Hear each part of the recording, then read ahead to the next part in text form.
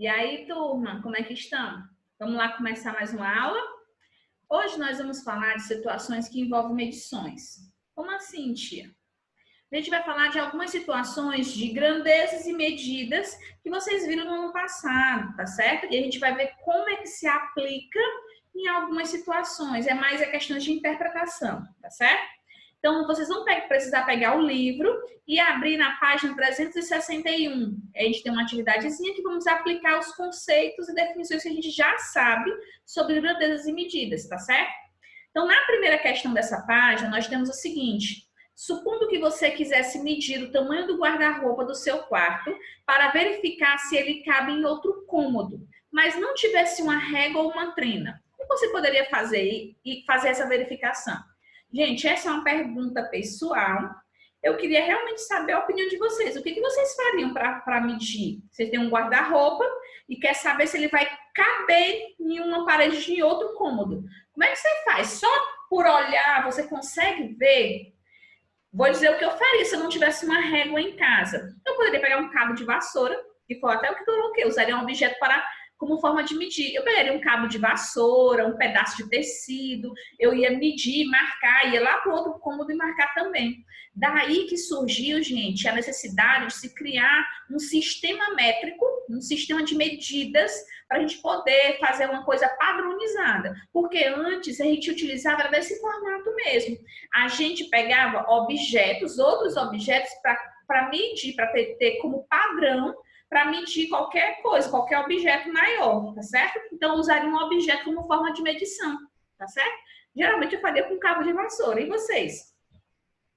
Vamos lá para a segunda questão. Na segunda, eu tenho o seguinte: em receitas culinárias, é comum que as medidas sejam indicadas em xícaras, copos ou colheres. Veja a seguir a receita de um bolo de fubá, em que as medidas de alguns ingredientes são dadas em xícaras de chá. Eu tenho aqui ingredientes: 2 ovos, 2 xícaras de leite, 2 xícaras de açúcar, 2 xícaras de fubá, 2 xícaras de farinha de trigo, 1 xícara de óleo, 2 colheres de chá de fermento em pó. Na alternativa A, sabendo que 1 xícara de chá corresponde a aproximadamente 240 mililitros, meio litro de leite seria suficiente para essa receita? Vamos olhar para a receita. Na receita, nos ingredientes, nós temos que eu preciso de 2 xícaras de leite. Aqui, eu tenho 2 xícaras. 1 xícara equivale a 240 mililitros. Então, 2 xícaras é como se eu estivesse multiplicando 240 vezes 2, que dá 480 mililitros. A pergunta é: 480 mililitros é maior ou menor que meio litro? Quanto é que equivale meio litro? 1 litro é 1000 mililitros. Meio litro, 500 mililitros. Então, a resposta é sim. A gente, com certeza, seria suficiente meio litro para essa receita, tá certo? Por quê? Porque a gente precisa somente de 480 mililitros e meio litro é 500, que é maior. Então, é suficiente, tá certo? Na alternativa B, eu tenho o seguinte: Mariana resolveu fazer esse bolo e verificou que com 1 quilo de açúcar refinado, ela poderia fazer 2 receitas e meia. Quantos quilogramas de açúcar refinado aproximadamente cabem em 1 xícara de chá? Gente, vamos pensar da seguinte forma: a xícara de leite é diferente da xícara de chá. O quanto cabe de leite numa xícara é diferente do quanto cabe de açúcar numa xícara, tá? Porque são objetos diferentes. Não é nem a xícara, é o conteúdo que é diferente. Um é mais leve, tudo, por mais que, se eu estivesse falando de líquido, aí sim, mas açúcar não é líquido, né? Então, vamos lá. 2 xícaras de açúcar para uma receita. Se eu quero fazer 2 receitas e meia, eu preciso 2 receitas, no caso, dá 4 xícaras de açúcar. E meia receita, se 2 xícaras é uma receita, meia receita só é 1 xícara. Então, eu tenho um total de 5 xícaras, tá certo? 1 quilo de açúcar refinado dá para fazer essas 2 receitas e meia. Então, quanto equivale 1 xícara de chá de açúcar? Certo? Se 1 quilo dá, eu vou pegar esse 1 quilo e dividir por 5 xícaras, tá certo? que vai ser igual a 0,2 quilogramas. Ou então eu posso pegar 1.000 gramas, que é 1 quilo, e dividir por 5, que vai dar 200 gramas. Ok? Deu para entender? Isso são questões que precisam ser relembradas na utilização de medidas de comprimento, de massa, de capacidade, tá bom? Vamos lá para a próxima? Na terceira questão, eu tenho o seguinte. Carlos pretende ir de automóvel de Itapemirim, no Espírito Santo, até Ilhéus, na Bahia. Para calcular o total de combustível, ele pesquisou na internet a distância entre essas cidades. Em um dos sites, ele encontrou 914,8 quilômetros de distância por estrada e no outro 915 quilômetros. Na alternativa A, se o automóvel de Carlos consome cerca de 11 litros de etanol por quilômetro rodado em estradas, determine o consumo aproximado de etanol nesse trajeto. Gente, 11 litros por quilômetro. Quantos quilômetros eu tenho lá para percorrer? 914,8 quilômetros. Então, se eu dividir esse valor por 11, eu vou obter a quantidade de quilômetros rodados por litro. Não é isso que ele quer saber? Determine o consumo aproximado de etanol nesse trajeto. Se eu dividir o trajeto pela quantidade de litros de etanol, eu vou obter qual é o consumo desse carro, tá certo? Então, 915 dividido, peguei o número arredondado, que é 915, e dividir por 11. Então, eu vou obter aí que ele vai gastar, em média, 83,2 litros de etanol nessa viagem, nesse trajeto, ok? Na alternativa B, eu pergunto, a diferença encontrada entre essas distâncias é muito grande? Não, né? Por quê? Porque de 915 para 914,8, eu faço a subtração, eu só vou obter 0,2 quilômetros, que é equivalente a 200 metros. Em sua opinião, qual seria o motivo de Carlos ter encontrado valores diferentes para a distância rodoviária entre essas cidades? Gente, é o valor próximo, é uma questão de aproximação. Um colocou exatamente o valor e o outro fez a aproximação para ficar um número redondo, tá bom? Que não foi muito essa aproximação. Quarta questão. Júlia trabalha em uma metalúrgica e recebeu as instruções para fazer uma nova peça que será usada ou que será parafusada em um motor. As especificações sobre o tipo de parafuso que seria usado não estavam claras. Júlia verificou que poderia ser um de 2 modelos que tinham o mesmo comprimento, mas diâmetros diferentes, 5,4 milímetros e 5,3 milímetros. Alternativa A. Qual a diferença entre essas medidas? Eu preciso fazer a subtração, que vai ser igual a 0,1 milímetro. Bem tranquilo essa. Em sua opinião, Júlia poderia escolher qualquer uma dessas opções? Por quê? Gente, é uma peça que será colocada parafusada em um motor. Será que 1 milímetro vai fazer diferença? Vai, tá bom? Não é em motor, em qualquer objeto de montagem, uma coisa, não quero. Até quebra-cabeça, a gente vai falar de quebra-cabeça, né? 1 milímetro que se quer, ele faz a diferença e não dá um encaixe perfeito, tá certo? Então, a resposta não, pois se é uma peça de motor, ela deve ter um tamanho exato para caber no lugar. Vocês podem colocar com as próprias palavras de vocês na hora de resolver, tá certo? Questão 5. Dê um exemplo de uma situação em que a diferença de 1 litro não seja muito significativa. Em qual situação 1 litro de alguma coisa não faz diferença? Eu coloquei como exemplo a água utilizada para encher uma piscina. 1 litro para encher uma piscina não faz diferença nenhuma. Ou então, sabe por quê? A água utilizada para irrigar uma plantação inteira. 1 litro vai fazer diferença no total? Não, não faz diferença. Tá certo? Na alternativa B, quando a diferença de 1 mililitro, gente, é 1 mililitro, certo? É como se eu tivesse dividido 1 litro em 1000 partes. 1 mililitro seja importante. Em qual situação? Eu coloquei aqui na dosagem de um remédio. Imagina bem aí, para você tomar um remédio na veia, 1 mililitro faz toda a diferença, tá certo? Para você viver ou para você morrer, tá certo? Na questão 6, para fazer a previsão do tempo, são estudados os dados coletados por estações meteorológicas do mundo inteiro. Com base nesse estudo, são feitas previsões de temperaturas mínimas e máximas para determinado período. Alternativa A. Você já presenciou algum momento em que a temperatura registrada em um local foi maior que a máxima prevista para o dia? E já presenciou algum momento em que a temperatura foi menor que a prevista? Gente, a gente vive em Teresina. Isso é muito comum, certo? Quem acompanha a previsão de tempo, a gente percebe que nem sempre a temperatura máxima é aquela que foi colocada lá no jornal ou que foi a prevista. Vamos supor que a temperatura máxima está para 36, mas chega a 40 graus, certo? Do mesmo forma, a temperatura mínima. Aqui, eu acho muito difícil essa questão de errar a temperatura mínima, né? Por ser muito quente. Mas para quem já visitou outros estados brasileiros, onde as temperaturas são mais amenas, a gente percebe que a previsão pode não coincidir com a temperatura real de fato, ok? Na alternativa B, eu quero saber, em sua opinião, por que as situações descritas acima podem ocorrer? Por que às vezes, uma temperatura que foi prevista não acontece de fato?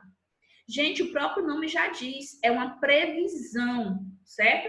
Eu não posso garantir que aquilo de fato vai acontecer. Previsão de tempo é só uma estimativa da temperatura que pode se atingir naquele dia, tá certo? Então, eu não posso, de fato, garantir que aquela temperatura mínima ou máxima ocorra em um dia. Deu para entender? Que ótimo! Porque agora a gente vai falar sobre outro tipo de medição, que são áreas. A gente já viu isso no ano passado, realmente. Mas esse ano a gente vai pegar algumas situações um pouquinho mais complexas, tá bom? Afinal, vocês estão evoluindo, né? E precisa que o conteúdo evolua junto com vocês. Mas para isso, vamos entender o que é área. Área é a superfície de alguma coisa. Eu utilizo o metro para medir a área? Não. Qual é a unidade padrão que eu utilizo? O metro quadrado, certo? Então, para mim falar de áreas, eu estou falando de superfície, tamanho de uma região, ok? Eu vou pedir que vocês peguem um livro na página 364 para que a gente possa fazer essa questão 10. Diz o seguinte, tomando esse triângulozinho, é o triângulo, como unidade de área, a gente vai se basear, em vez de utilizar o metro quadrado, nós vamos utilizar esse triângulozinho como nosso padrão de medição. Lembra do cabo de vassoura que a tia falou? Pois é, imagine que em vez do cabo de vassoura, agora a gente vai medir uma área com um triângulo. Determine a área das figuras a seguir. Na alternativa A é bem simples. Por quê? Porque toda a figura já está dividida com triângulos. Basta eu fazer o quê? Contar. Então, tem 1, 2, 3, 4, 5, 6, 7, 8, 9, 10, 11, 12, 13, 14, 16 unidades de área. Pronto, isso aí acabou. Então, se o meu triângulo é a unidade de área, a alternativa A tem 16 unidades de área. Na alternativa B, eu já tenho um diferente, porque se vocês notarem, eu tenho quadrados. Só que a gente sabe que 2 triângulos formam um quadrado, como eu tenho aqui na alternativa A. Então, se eu contar a quantidade de quadrados, eu tenho aí 12 quadrados. Se cada quadrado tem 2 triângulos, então 12 quadrados equivale a 12 vezes 2, que é 24 unidades de área. Será que a resposta é essa? Ainda não, porque se vocês olharem para a figura, eu tenho uns triângulos nas laterais, que são um total de 2, 4, 8 triângulos. Então, 8 triângulos equivale a 8 unidades de área. Então, o total aí vai ser 32 unidades de área, tá bom? Então, é muito visual. Sempre prestem atenção, vocês estejam atentos a, primeiramente, a que padrão eu estou utilizando. Eu estou utilizando que modelo para medir alguma coisa, certo? Vamos relembrar das áreas de polígonos, certo? A gente tem alguns polígonos que a gente já estudou ano passado e vamos rever e aprofundar esse conteúdo esse ano. Então, o primeiro que é mais comum e que tem em muitas situações problemas é o retângulo. Como é que eu faço o cálculo da área de um retângulo? A gente sabe que para calcular a área, eu tenho que conhecer as duas dimensões daquela região, comprimento e largura, ou comprimento e altura. Então, eu tenho um triângulo. Se nessa figura aqui eu tenho a base, que é o B, e a altura representada por H. Então, para mim medir a área de um retângulo, desculpa, eu tenho que multiplicar a base vezes a altura. Somente isso. Por isso que é tão fácil trabalhar com um retângulo, tá bom? Geralmente, as casas, os terrenos das casas, tudo, a gente fala sobre isso, né? Ah, tem tantos metros de frente por tantos metros de fundo. Então, a área, eu multiplico o tamanho da frente pelo tamanho do fundo para mim obter a área daquele terreno. É assim que funciona, certo? O quadrado, a gente sabe que o quadrado é um retângulo, só que com características específicas. Um quadrado tem todos os lados iguais. Então, basta pegar lado vezes lado, não é isso? Então, A vezes A ao quadrado. Precisa utilizar o A ao quadrado, tia? Não, basta multiplicar A vezes A, certo? Que dá o resultado. Próxima figura, o paralelogramo. O paralelogramo é essa figurinha bonitinha aqui, inclinada, tá? Ele tem a mesma forma de um retângulo, basta eu pegar a base vezes a altura, só que tem um detalhe. No retângulo, a altura não é o lado lateral, porque se vocês olharem no paralelogramo, o lado lateral ele está inclinado. Se vocês olharem para essa figura, o meu retângulo, ou a minha altura do paralelogramo, ele é uma linha reta lá dentro do paralelogramo. Então, tenham cuidado. A área de um paralelogramo eu não obtenho multiplicando os dois lados igual no retângulo, não. Eu vou obter multiplicando a base vezes a altura, que tem que ser uma medida perpendicular à base, certo? Que tem uma medida reta. O triângulo. O triângulo também é bem comum. Se vocês já prestaram atenção que o triângulo é como se fosse metade do paralelogramo, olha aí, ó. Por isso que vem a fórmula base vezes altura dividido por 2. É como se eu tivesse a área de um paralelogramo e dividisse ela por duas partes. Aí eu tenho dois triângulos. Então, a área de um triângulo é a área de um paralelogramo dividido por 2, certo? Base vezes altura dividido por 2. No próximo, eu tenho um trapézio. Um trapézio, eu também posso pegar um paralelogramo e dividir por 2. Só que agora fica um pouco diferente, porque no trapézio eu tenho duas bases, a base maior, a base menor. Então, essa é a área mais diferente que a gente vai trabalhar, a área do trapézio, que é dada por base maior mais base menor, vezes a altura, dividido por 2, ok? Por último, nós temos o losango. A gente sabe que o losango é aquela que é parecida com a pipa, tá? Então, a gente não multiplica os lados, a gente vai multiplicar as diagonais. No losango, eu tenho uma diagonal maior e a diagonal menor. Então, basta eu pegar D, o Dzão, vezes o Dzinho, dividido por 2. Ok? Onde é que a gente vai aprender a fazer todos esses cálculos e fórmulas, tia? Resolvendo as questões, tá? A gente vai começar com vocês na página dos 368, que é o início da questão das atividades para casa. Eu vou fazer as primeiras e vocês vão continuar, tá certo? Na questão 13, eu tenho o seguinte: determine a área de um retângulo cujas medidas são 25 centímetros de comprimento e 12 centímetros de largura. Gente, essa é muito fácil. Como é que eu calculo a área de um retângulo? Base vezes altura. Então, eu tenho aqui a área igual a 25 vezes 12. Multiplica 25 vezes 12, você vai obter 300 centímetros quadrados. Gente, percebam que a unidade de se medir área não é só centímetro ou só metro. Ele vem com ao quadrado. Então, centímetro quadrado, metro quadrado, ok? Questão 14. Um retângulo tem 3.600 milímetros quadrados de área. Olha, essa questão ele já te dá a área. Não está te perguntando a área, não, já te dá. Perceba que o tipo de questões eles vão alterando com o tempo, tá? Não vai ser só aqueles qual é a área, não. Nessa questão ele já te dá a área. O que eu quero saber, então? Ele me deu a área e disse que a medida da base é 90. Eu quero saber a altura. Então, para mim calcular a área, eu não preciso saber base e altura, porque eu multiplico base vezes altura. Nessa questão, ele me dá a área e me dá a base. Eu quero saber a altura. Se para mim obter a área, eu multiplico esses dois, para mim obter um desses dois, eu vou pegar a área e vou dividir pelo que eu tenho. Então, eu vou ter isso aqui, ó. Base vezes altura, né? A área é 3.600 e a base é 90. Para mim descobrir a altura, que é o meu H, eu preciso pegar 3.600 e dividir por 90, que eu vou obter 40 milímetros. Então, a altura desse meu retângulo é 40 milímetros, ok? Questão 15. Na questão 15, eu tenho o seguinte: a área de um retângulo é 30 metros quadrados.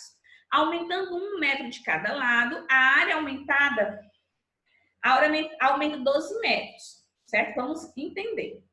A princípio, a área daquele retângulo era 30 metros quadrados. Foi o que aconteceu? Eu aumentei de cada lado 1 metro. Quando a Conta fez isso, a área aumentou mais 12 metros quadrados. Então, passou de 30 para 42.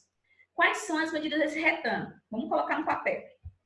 A fórmula é essa. A área é igual a base vezes a altura. Quando eu tenho 30, eu tenho duas medidas que eu não conheço. Quais são os dois valores que eu posso multiplicar que dá 30? Vamos lá, eu posso pegar 10 vezes 3, que dá 30. Eu posso pegar 5 vezes 6, que dá 30. Eu posso pegar 15 vezes 2, que dá 30. Mas a gente tem que testar na outra situação, porque ele diz que eu aumento 1 metro de cada lado e a área passa a ser 42. Vamos lá pegar. 10 vezes 3 é 30, né?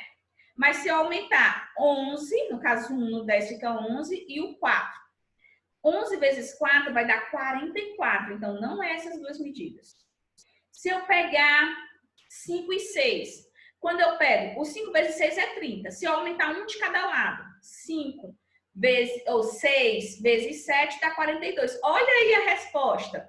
Então, quer dizer que a minha base é 6 e 5, e a altura é 5, e na outra situação a base é 7 e a altura 6.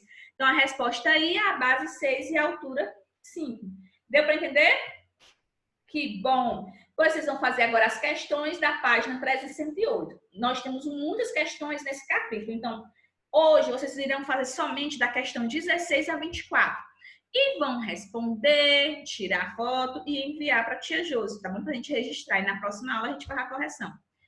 Beijão para vocês, no coração de vocês e fiquem bem. Tchau, tchau!